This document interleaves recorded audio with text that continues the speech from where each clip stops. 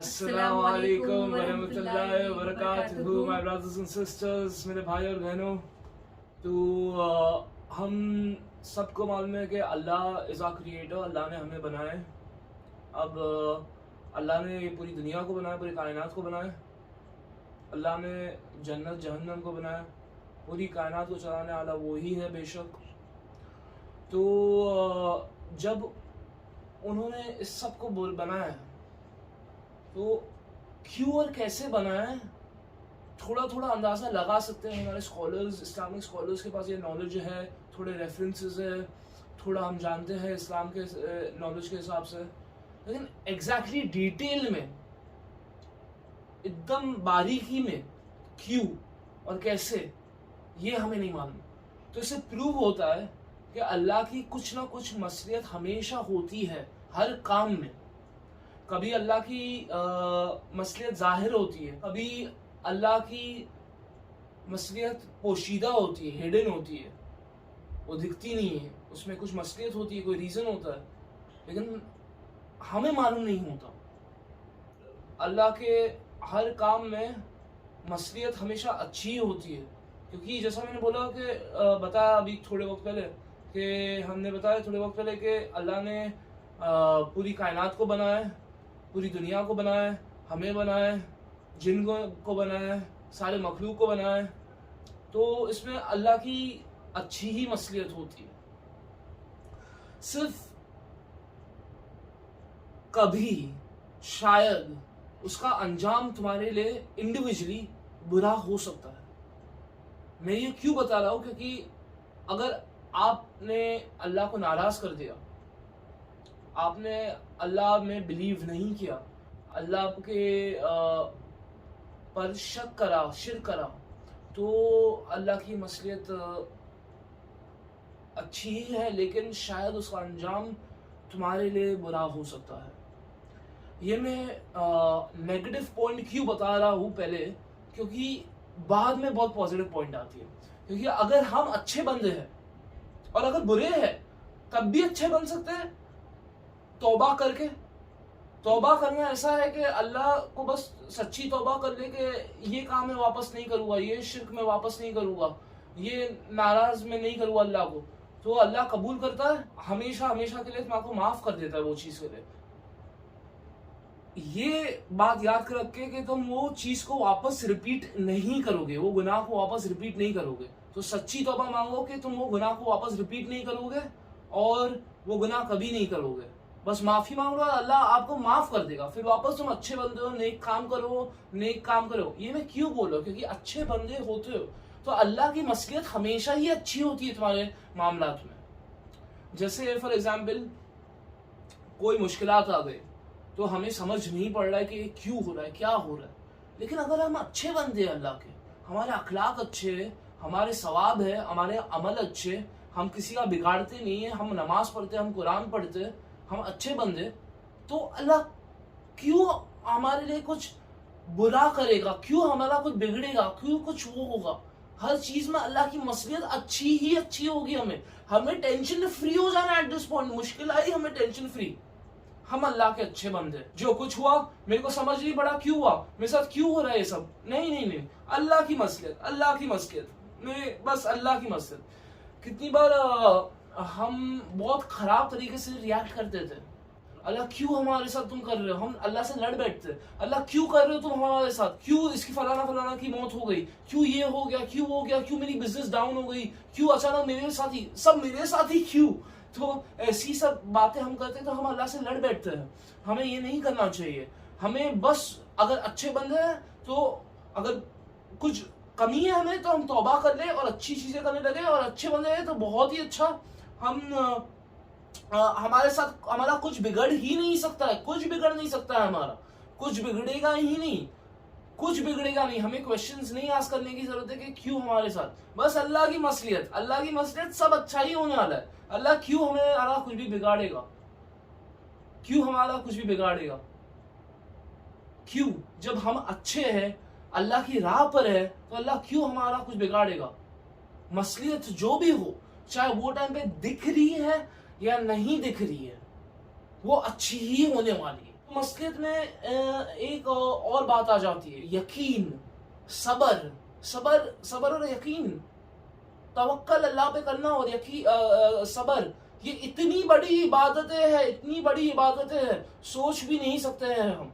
इसकी फजीलत क्या क्या है, सबर की फजीलत जन्नत में, यकीन की फजीलत है, सोच भी नहीं सकते। तो ये मसलियत में ये सब भी टॉपिक्स कवर हो जाते हैं, यकीन, सबर।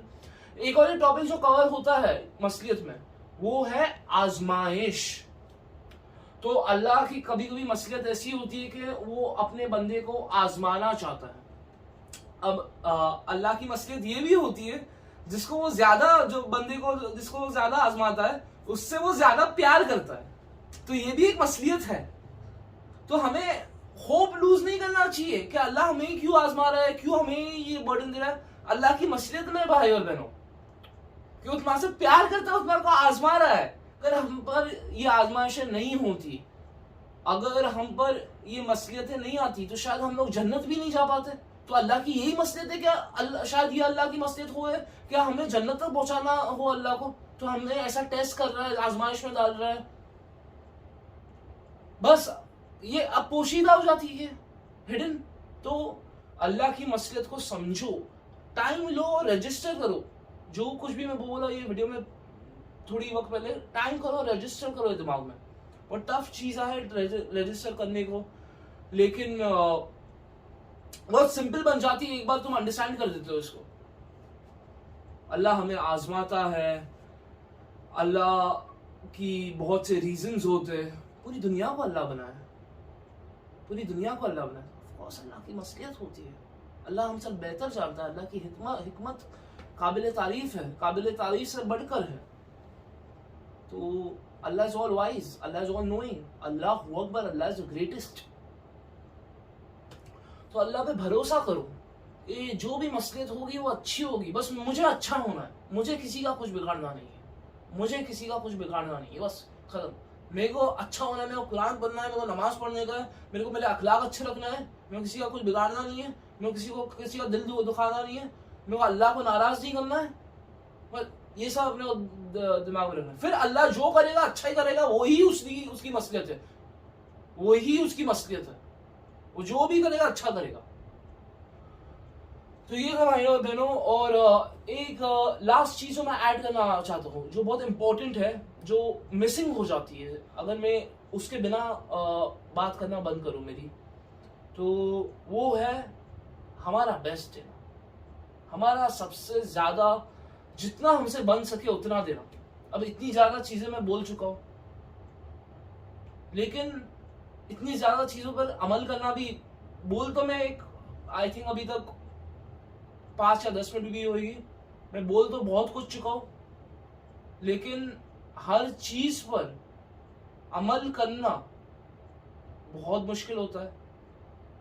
लेकिन आप सब चीजों पर अपना बेस्ट दीजिए, अपना पूरा एफर्ट डाल दीजिए।